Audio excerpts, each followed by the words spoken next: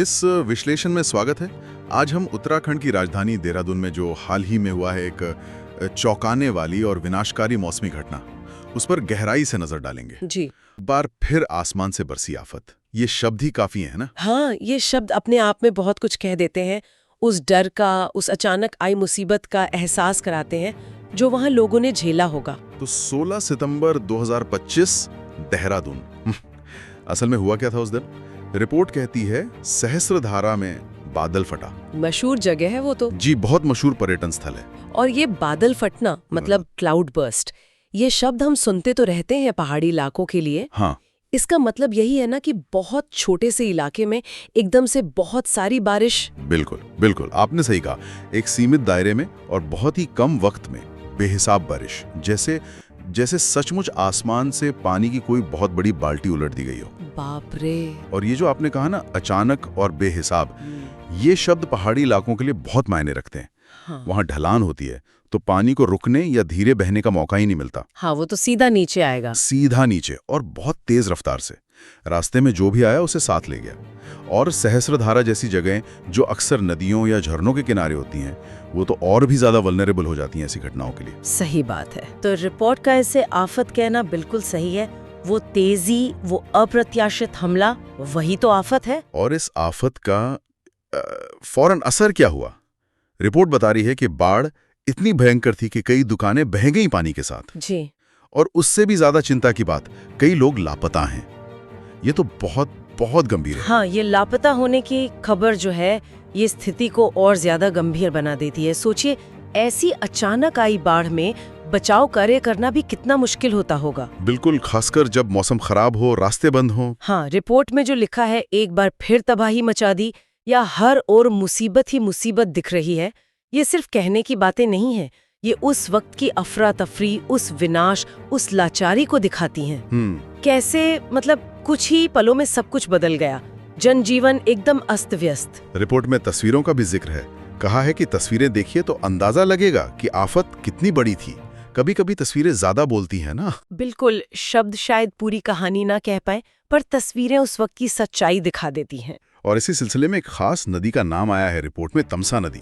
लगता है जैसे ये सब कुछ इसी नदी के इर्द गिर्द हुआ। हाँ, ऐसा ही लग रहा है। केंद्र बिंदु शायद यही नदी रही। बताया गया है कि बादल फटने के बाद तमसा नदी का वेग, मतलब उसकी रफ्तार, पानी की मात्रा, वो इतनी बढ़ गई कि रिपोर्ट के शब्दों में कहूं तो पूरी की पूरी सड़क बह गई। पूरी सड़क? हाँ, ये तो कल्पना करना भी मुश्किल है। एक पूरी सड़क बह जाए पानी में, पानी की ताकत क्या रही होगी। ये पूरी सड़क बह गई वाली बात जो है ना, ये बहुत अहम है।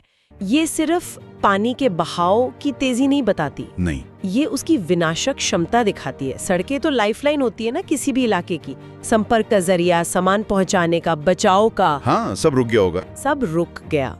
वो इलाका एक तरह से कट गया बाकी दुनिया से। और ये हमें सोचने पर मजबूर करता है कि हमारा जो इंफ्रास्ट्रक्चर है, खासकर पहाड़ी इलाकों में, क्या वो इतना मजबूत है कि ऐसी चरम मौसमी घटनाओं को झेल सके? ये बड़ा सवाल है। या फिर कहीं ऐसा तो नहीं कि हमने जो अनियोजित विकास किया है, जो नदियों के रास्ते में निर्माण किया है, उसने स्थिति को और बिगाड़ दिया?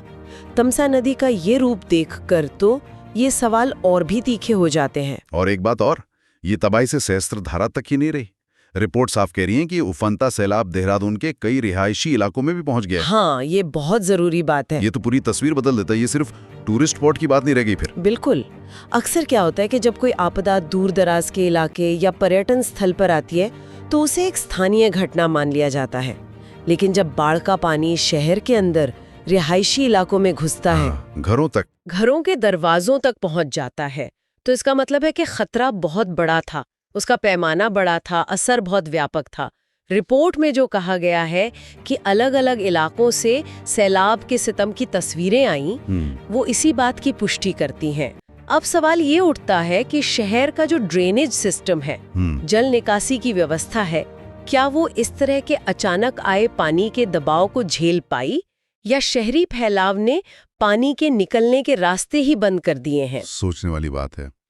तो एक तरफ तो ये तबाही है, हाँ, दूसरी तरफ रिपोर्ट में एक और जानकारी है जो मुझे थोड़ी चौंका रही है। अच्छा। रिपोर्ट कहती है कि मानसून की विदाई शुरू हो चुकी है। हाँ, ये लिखा है। हम तो सोचते हैं कि मानसून जा रहा है, मतलब चलो अब राहत मिलेगी, भारी बारिश का दौर गया। पर यहाँ तो बिल्कुल उल्टा दिख रहा है। ये जो विरोधाभास है ना, ये दरअसल बहुत महत्वपूर्ण है और शायद ये बदलते हुए मौसम के मिजाज की तरफ इशारा कर रहा है। अच्छा, कैसे? देखिए, मॉनसून की विदाई का ये मतलब नहीं होता कि बारिश एकदम से बंद हो गई, जीरो हो गई, ऐसा नहीं है। अच्छा। इस दौरान भी हवा में नमी तो रहती ही है और स्थानीय कारक जैसे पहाड़ी इलाका होना, इनकी वजह से अचानक तेज बारिश हो सकती है, जिसे हम कभी पोस्ट मॉनसून शावर कहते हैं या कभी वेस्टर्न डिस्टर्बेंस का असर। लेकिन इस घटना की तीव्रता देखिए, बादल फटने का स्तर, ये दिखाता है कि मॉनसून का जो वापसी का चरण है, जिसे रिट्रीट कहते हैं, वो भी कितना खतरनाक हो सकता है। यानी ये नहीं सोचना चाहिए कि मॉनसून गया तो खतरा गया। बिल्कुल नहीं। ये हमें याद दिलाता है कि मौसम की जो एक्सट्रीम घटनाएं हैं, उनका खतरा अब किसी एक मौसम तक सीमित नहीं रहा। ये शायद साल भर बनी रहने वाली एक सच्चाई बन रही है। तो मतलब खतरा भी टला नहीं है। बिल्कुल। और रिपोर्ट में आगे के लिए क्या कहा गया? क्या ये बस एक घटना थी या और भी अंदेशा है? रिपोर्ट के मुताबिक तो स्थिति अभी भी चिंताजनक है। मौसम विभाग ने सिर्फ देहरादून नहीं बल्कि उत्तराखंड के कई इलाकों में भारी बारिश का अलर्ट जारी किया है। और ये अलर्ट इस घटना के बाद आया है। इसका मतलब है कि वो वेदर सिस्टम अभी भी एक्टिव है और ऐसी घटनाएं दोबारा होने की आशंका बनी हुई है। तो रिपोर्ट का ये कहना कि संकट और भी बढ़ सकता है, ये वाकई एक गंभीर चेतावनी है। हाँ, ये महज एक संभावना नहीं है, ये मौजूदा मौसमी हालात को देखते हुए दी गई एक चेतावनी है। प्रशासन को, वहाँ के लोगों को अगले कुछ दिन बहुत ज्यादा सतर्क रहना होगा। तो अगर हम इस पूरी चर्चा को और आज तक की रिपोर्ट को समेटें तो मुख्य बातें क्या निकलती हैं? पहली तो ये कि 16 सितंबर को देहरादून के सहस्त्रधारा में बादल फटा, मतलब अचानक बहुत ज्यादा बारिश जी। दूसरी बात, इसकी वजह से तमसा नदी में भयानक बाढ़ आई, दुकानें बह गईं, सड़क टूट गई और कई लोग लापता हो गए। हाँ, ये बहुत दुखद है। बहुत बड़ा था, व्यापक असर। चौथी बात, ये सब तब हुआ जब मौसम खत्म हो रहा था, जो दिखाता है कि मौसम कितना अप्रत्याशित हो गया है। बिल्कुल।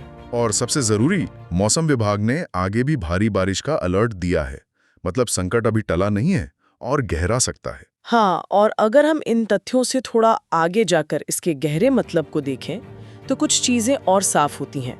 पहली तो यही कि पहाड़ी पर्यटन क्षेत्र, खासकर जो नदियों या झरनों के पास हैं, वो ऐसी अचानक और तेज मौसमी घटनाओं के लिए बहुत ज्यादा संवेदनशील हैं। हाँ, ये तो है। दूसरी बात, इन घटनाओं का असर अब सिर्फ दूर दराज के इलाकों तक ही नहीं है, ये घनी आबादी वाले शहरी क्षेत्रों को भी चपेट में ले रहा है और ये हमारे अर्बन प्लानिंग, हमारे डिजास्टर मैनेजमेंट पर गंभीर सवाल खड़े करता है।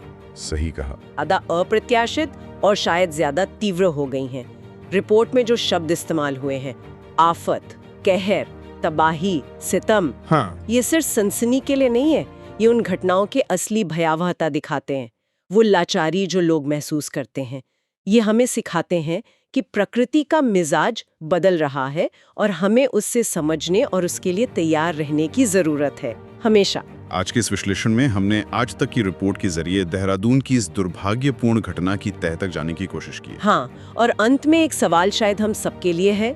ये घटना हमें सोचने पर मजबूर करती है कि देहरादून जैसे जो पहाड़ी शहर तेजी से बढ़ रहे हैं, क्या वहाँ हमारा विकास का मॉडल सस्टेनेबल है, टिकाऊ है?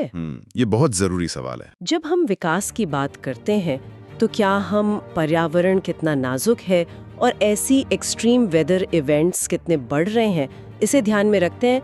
हमारी जो आपदा प्रबंधन की तैयारियां हैं, क्या वो सिर्फ धीरे धीरे आने वाली आपदाओं के लिए है या फिर वो इस तरह के अचानक बिजली की रफ्तार से होने वाले विनाश का सामना करने में भी सक्षम है?